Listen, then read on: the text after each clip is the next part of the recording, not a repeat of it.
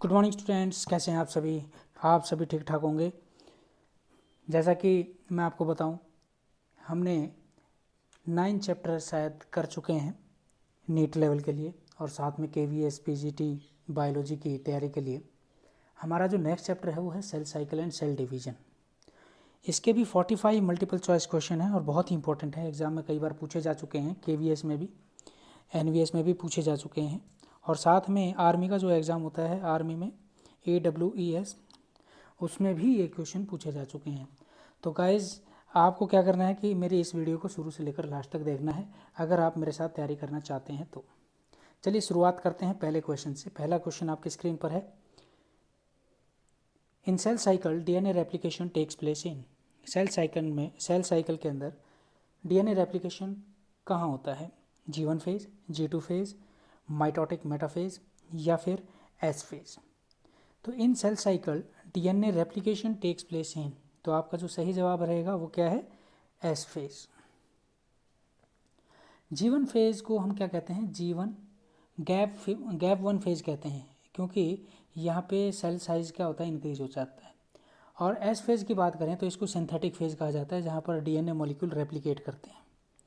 और G2 को क्या कहा जाता है? सेकंड ग्रोथ फेज कहा जाता है, या हम कहें कि गैप सेकंड कहा जाता है। यहाँ पर इंटेंसिव फॉर्मेशन होती है RNAs की और प्रोटीन की। और माइटोटिक मेटाफेज की अगर बात करें, जो क्रोमोसोम जो अरेंजमेंट है वो इक्विटोरियल प्लेट की फॉर्म में अरेंज होते हैं, वो माइटोटिक मेटाफेज के अंदर आपको देखने को मिलेगा। तो आपका सही जवाब क्या है? S फेज, जहाँ पर DNA रेप्लिकेशन, सेल साइकिल में DNA रेप्लिकेशन S फेज के दौरान होती है। चलिए दूसरा क्वेश्चन है। During cell division the spindle fibres attach to the chromosomes at a region called. During cell division the spindle fibres attach to the chromosomes at a region called. Chromocentre, kinetochore, centriole या chromosome. तो आपका सही जवाब यहाँ क्या है? Kinetochore कहते हैं।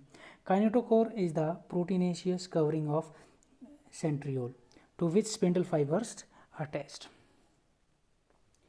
अब चलते हैं क्वेश्चन नंबर 3 की तरफ। क्वेश्चन नंबर 3 आपकी स्क्रीन पर है। Chromosome duplication without nuclear division refers to. Chromosome duplication without nuclear division refers to meiosis, mitosis, androgenesis या एंडोमाइटोसिस। तो इसका जो सही जवाब है वो क्या है? माइटोसिस। तो माइटोसिस क्या है? एक प्रोसेस है जिसमें हम यूकैरियोटिक सेल को क्या देखते हैं? Eukaryotic cell separates the chromosome in the cell nucleus into the 2 identical sets in the 2 daughter nuclei. तो जनरली अगर हम देखें यहाँ पर, तो माइटोसिस आपका क्या रहेगा? यहाँ पर करेक्ट आंसर रहेगा। जो क्रोमोसोम डुप्लीकेशन है बिना न्यूक्लियर डिवीजन के, किस में देखने को मिलता है? माइटोसिस में। क्वेश्चन नंबर 4 है। During which stages, prophase 1 sub stages of meiosis do you expect to find the bivalents and DNA replication respectively. तो आपके ऑप्शन है यहाँ पर pachytene and interphase between 2 meiotic division, pachytene and interphase just prior to prophase first, pachytene and S phase of interphase just prior to prophase first, या zygotene and S phase of interphase prior to phase first, prophase first. तो बेटा यहाँ देखें question number 4 में direct पूछा है during which stage, आपको बताना कौन सी स्टेज के अंदर जो मियोसिस है, do you expect to find the bivalent and the DNA replication respectively. तो इसका जो सही जवाब है वो क्या है? D है, जाइगोटीन एंड S phase। तो आपको बताता हुआ चलो, यहाँ पर बाइवेलेंट जो फॉर्मेशन होती है क्रोमोसोम्स की मियोसिस के दौरान, तो होमोलोगस क्रोमोसोम्स क्या है? अरेंज हो जाते हैं पेयर्स की फॉर्म में, और इस फिनोमिना को कहा जाता है सिनेप्सिस। और ये and it occurs during zygotene stage. DNA replication occur during S phase और synthetic phase which is the second phase of interphase. तो आपका जो सही जवाब है वो क्या रहेगा? Zygotene and S phase। Question number 5 आपकी स्क्रीन पर है। The two chromatids of a metaphase chromosome represent. Two chromatids of a metaphase chromosome represent replicated chromosomes to be separated at anaphase, homologous chromosomes of a diploid set, non-homologous chromosome joined at the centromere, या फिर maternal and paternal chromosomes joined at the centromere। तो question को अगर ध्यान से देखा जाए तो इसमें पूछा गया है जो दो क्रोमेटिड्स हैं, मेटाफेज क्रोमोसोम्स क्या रिप्रेजेंट कर रहे हैं यहाँ पर? तो जो आपका सही जवाब है वो क्या है? वो शो कर रहे हैं यहाँ पर replicated chromosomes to be the separated at anaphase यहाँ पर। क्वेश्चन नंबर 6 है। Recombination of genes occur at, recombination of gene occur at prophase in mitosis, prophase first in meiosis, prophase second in meiosis, या फिर metaphase second in meiosis. तो इसका जो सही जवाब है, recombination of genes occur at prophase first in meiosis. अब चलते हैं क्वेश्चन नंबर 7 की तरफ। क्वेश्चन नंबर 7 है आपकी स्क्रीन पर है, 4 daughter cells formed after meiosis are. 4 daughter cells formed after meiosis are genetically similar, genetically different, anucleate या मल्टी न्यूक्लिएट। तो अगर देखें तो 4 डॉटर सेल्स यहाँ पर बन रही हैं आफ्टर मियोसिस, तो वहाँ पे जेनेटिकली क्या होंगे, वो सभी के सभी डिफरेंट होंगे। Question number 8, in animal cells cytokinesis involves. Animal cell के अंदर साइटोकाइनेसिस इन्वॉल्व होता है the separation of sister chromatids, the contraction of the contractile ring of microfilament, depolymerisation of kinetochore microtubules, या फिर a protein kinase that phosphorylates other enzymes. तो animal cell के अंदर देखें तो साइटोकाइनेसिस जो इन्वॉल्वमेंट होती है वो देखने को मिलेगी आपको कहाँ पर, the contraction of the contractile ring of a microfilament. Question number 9, the number of chromatids in a chromosome at anaphases. Anaphase के दौरान नंबर ऑफ क्रोमेटिड्स आपको बताने कितने होते हैं, 2 इन mitosis and 1 in meiosis, 1 in mitosis 2 in meiosis, 2 each in mitosis and meiosis, या 2 इन mitosis and 4 in meiosis. तो 9th का जो सही जवाब है वो क्या है, 1 in mitosis and 2 in meiosis.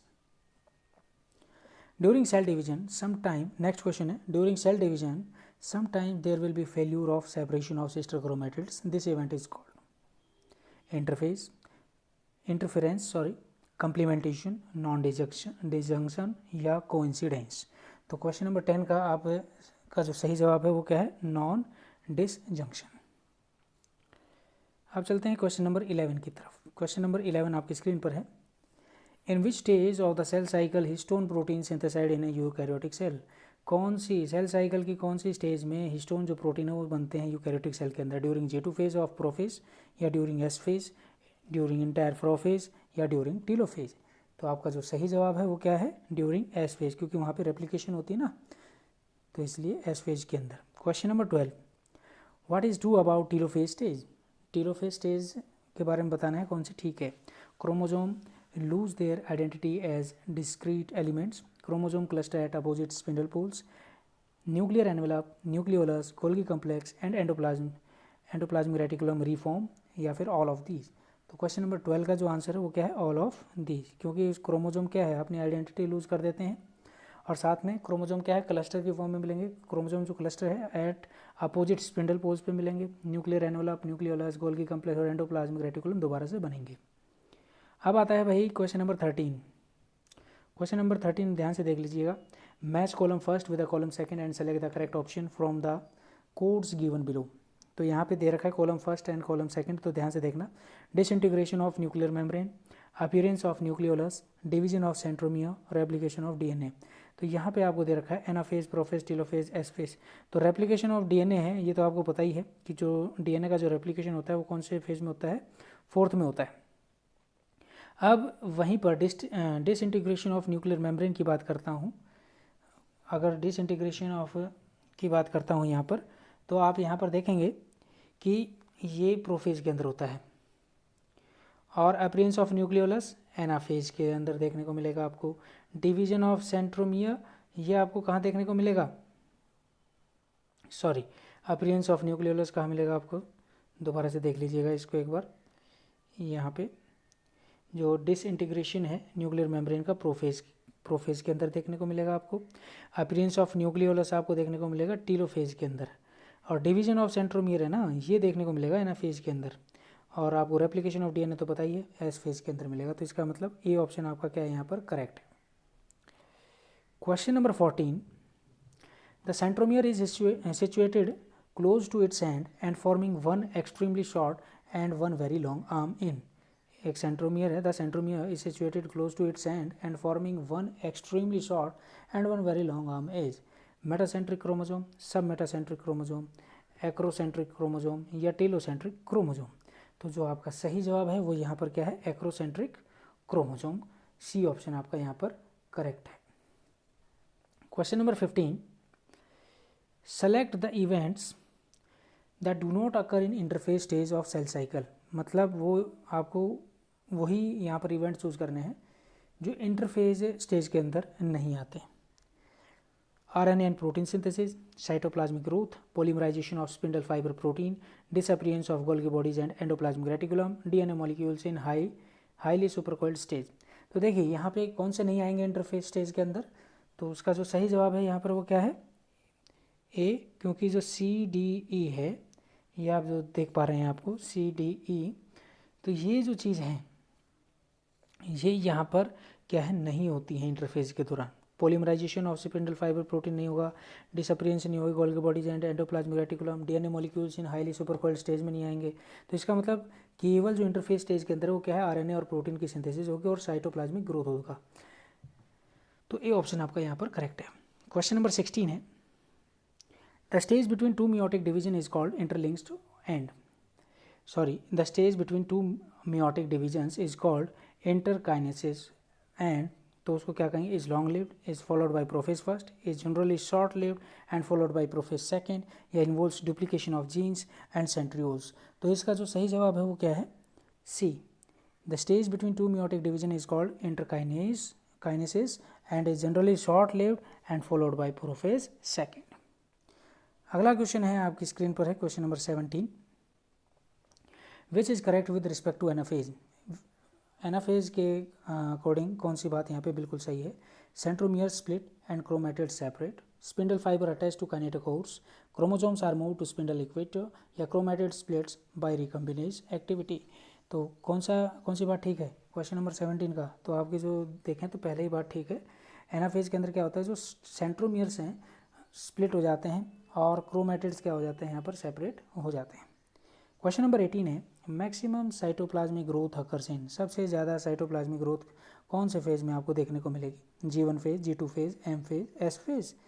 तो क्वेश्चन नंबर 18 का जो सही जवाब है वो क्या है, G2 फेज़। G2 फेज़ के अंदर आपको क्या देखने को मिलेगा, मैक्सिमम साइटोप्लाज्मिक ग्रोथ आपको देखने को मिलती है।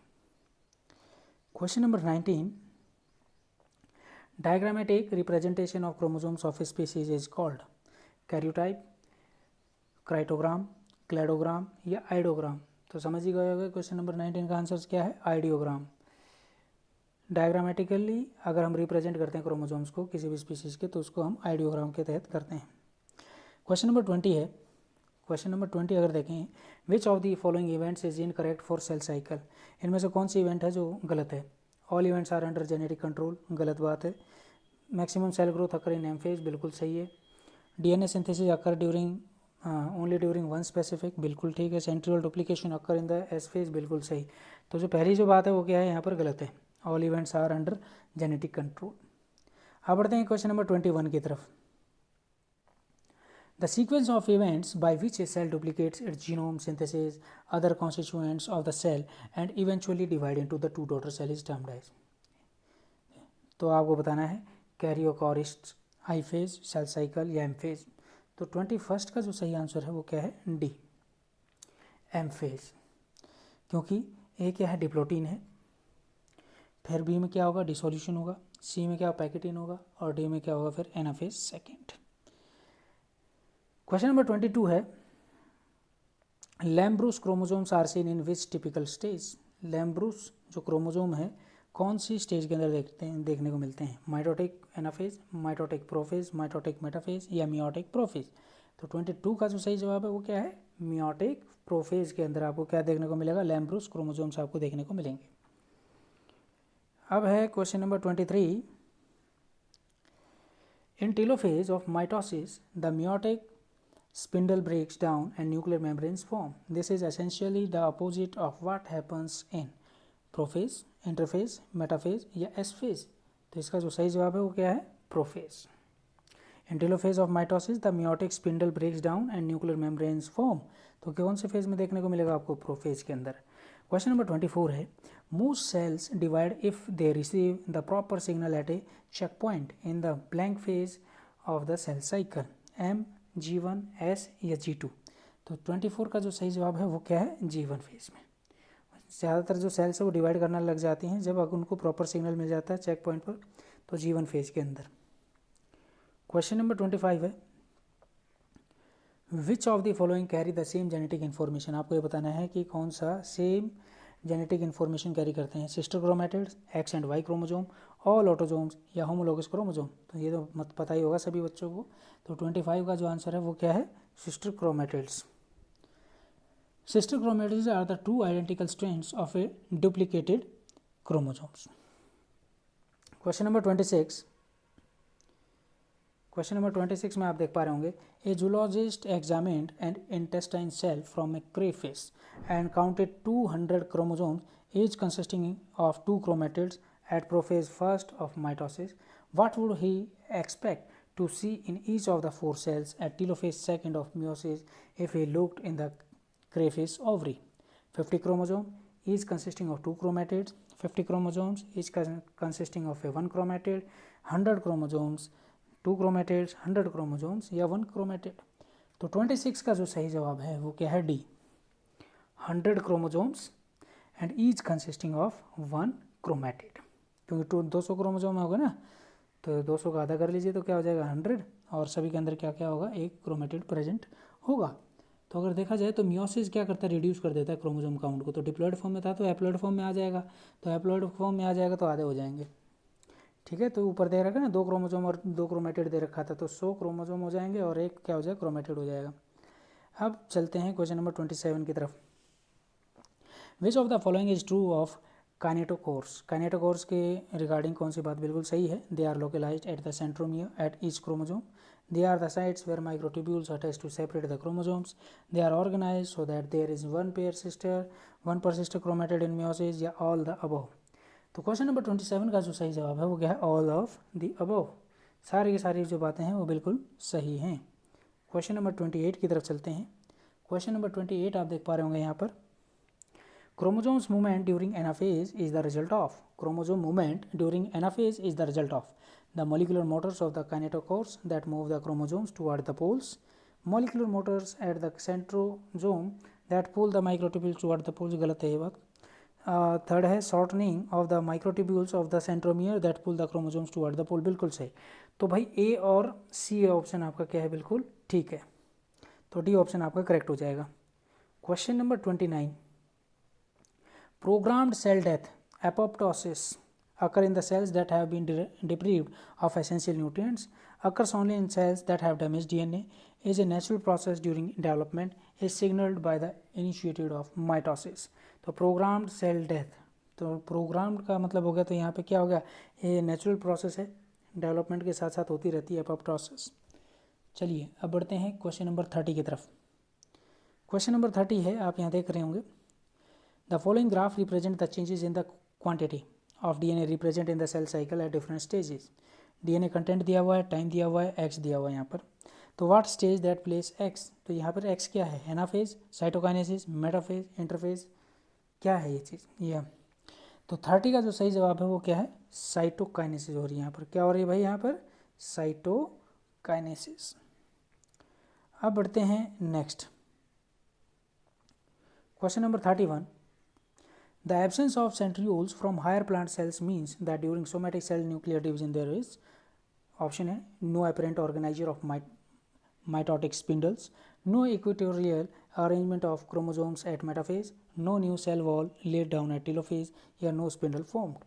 तो 31 का जो आंसर है वो क्या है, no apparent organizer of mitotic spindles। अब चलते हैं क्वेश्चन नंबर 32 की तरफ। ये क्वेश्चन तो कई बार आ चुका है। The amount of DNA in mammalian cell is early prophase first is x. What is the amount of DNA in the same cell in anaphase first of meiosis? तो आपको बता दें x/4, x/2, x या 2x। तो यहाँ पे simple सी बात है, यहाँ पे जो आंसर क्या हो जाएगा वो क्या रहेगा, x रहेगा। क्या रहेगा भाई, 32 का आंसर क्या हो जाएगा, x, क्योंकि at prophase first DNA replication has already occurred and the original amount of DNA has been doubled to x। तो at anaphase first the amount of DNA in the cell remains the same because no cytokinesis has occurred yet to separate the cytoplasm।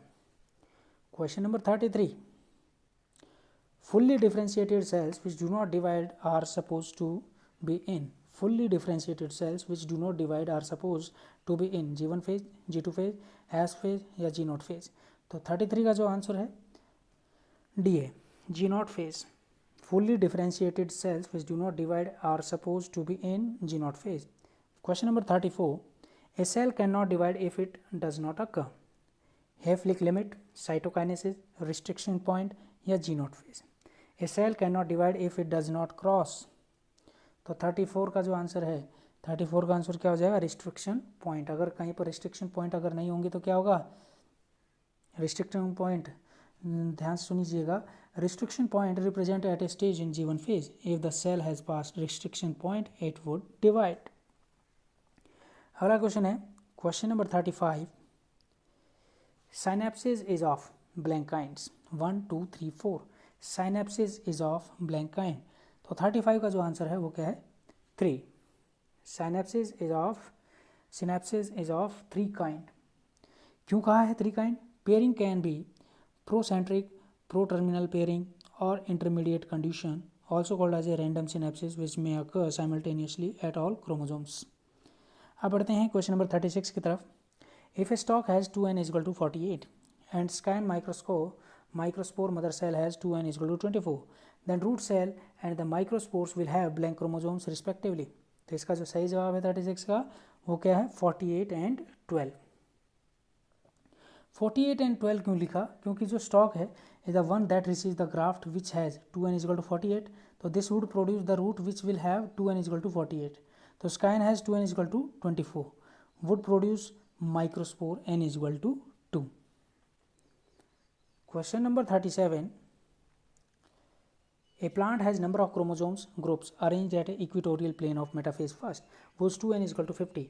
The number of chromosome visible will be. तो 37 का जो सही answer है वो क्या है आपका? 50. 37 का 50 क्यों है? The number of chromosomes will be the same 50 but each chromosome will have the 2 chromatids. Question number 38. To produce 10 seeds how many meiosis will be needed and how many pollen grains will wasted? 13 and 2, 2 and 14, 10 and 10 या फिर none. तो 38 का जो answer है वो क्या है? 13 and 2. ये कैसे आया कि भाई नंबर ऑफ रिक्वायर्ड मियोसिस क्या हो जाए? n plus n by 4. तो ये क्या हो गया? 5n by 4. तो वेयर n क्या हो गया? Number of seeds. तो 5 मल्टीप्लाई 10 बाई 4 कितना आ गया? 50 बाई 4. और जब डिवाइड करते हैं 12.5 आता है. तो इसका मतलब 13 है ना. तो यहाँ पे 13 क्या है फिर आपका बन जाता है. तो 13 बन जाता है. तो इसका मतलब क्या है कि अब हमें यहाँ से क्या करना है कि पोलन ग्रेन निकालने कितने हैं. तो देखिएगा to produce 10 megaspore 10 meiotic division would be needed. 13 minus 10 3 meiosis will produce 12 microspore. So wastage of pollen grain are 2. 39 देखिएगा. Which one of the following list contain the correct order of the meiotic events? Correct order बताना है इनमें से कौन सा ठीक है. तो ये ऑर्डर देख लीजिएगा एक बार. पहला ऑर्डर है separation of sister chromatid, recombination formation of the synaptonemal complex, separation of homologous chromosome. ये इस प्रकार से दिए गए हैं सारे के सारे. लेकिन जो इसका जो सही जवाब है अगर आप देखेंगे यहाँ पर 39 का जो सही जवाब है वो क्या है यहाँ पर बच्चों? वो है डी ऑप्शन है. तो डी ऑप्शन एक बार देख लीजिएगा. यहाँ ये डी ऑप्शन आपका करेक्ट है. क्यों है ये भी आपको मैं बता देता हूँ. The formation of the synaptonemal complex, recombination, separation of homologous chromosome, separation of sister chromatids. तो ये करेक्ट सीक्वेंस है मियोटिक इवेंट्स की. तो ये याद रखना पड़ेगा आपको. Question number 40. क्वेश्चन नंबर 40 आप देख पा रहे होंगे बच्चों यहाँ पर. In meiosis actually haploidy in terms of DNA comes in metaphase first, anaphase first, anaphase second या interkinesis. In meiosis actually haploidy in terms of DNA comes in. तो किस में आता है? तो उसका जो सही जवाब है वो क्या है? Anaphase second. अब चलते हैं 41 की तरफ. Which of the following can not be considered as mitogen? Cytokinin, insulin, colchicine या ऑक्सिन. तो 41 का जो सही जवाब है वो क्या है? कॉल्चिचिन. 41 का सी ऑप्शन आपका क्या रहेगा? बिल्कुल ठीक रहेगा. Any agent that stimulate cell division is called the mitogen. भाई कोई भी एजेंट जो सेल डिवीजन को स्टिमुलेट करता है उसको हम माइटोजन कहते हैं. जैसे टेम्परेचर हो गया, साइटोकाइनिन हो गया, ऑक्सिन हो गया, जिब्रेलिन हो गया, इंसुलिन हो गया और स्टीरॉयड हो गया, है ना. तो यहाँ पर जो आपका जो सही जवाब है 41 का वो क्या है? सी है. Question number 42. G2 phase is not associated with synthesis of some non-histone proteins, synthesis of tubulin proteins for spindle fibers, DNA synthesis या duplication of centrioles. तो G2 phase is not associated with, तो 42 का जो सही answer है वो क्या है, DNA सिंथेसिस। यहाँ पर DNA सिंथेसिस नहीं होती है। Replication of centriole occurs during early anaphase, mid metaphase, late metaphase या interphase. Replication of centriole occurs during, तो 43 का जो सही जवाब है वो क्या है, डी। इंटरफेज के दौरान क्या होता है, रेप्लिकेशन होता है सेंट्रियोल का।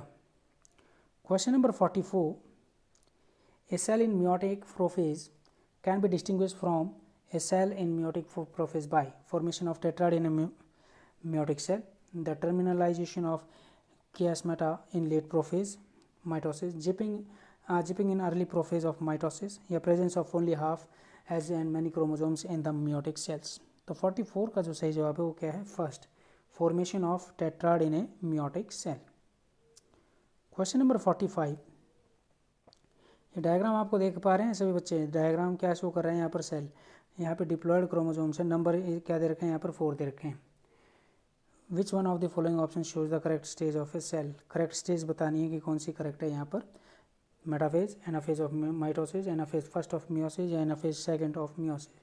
तो इसका जो सही जवाब है वो क्या है, anaphase first of meiosis.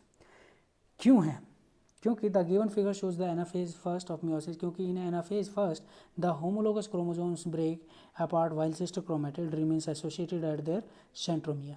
At the end of anaphase first, two group of chromosomes are produced at two poles, having half the number of the parental chromosomes.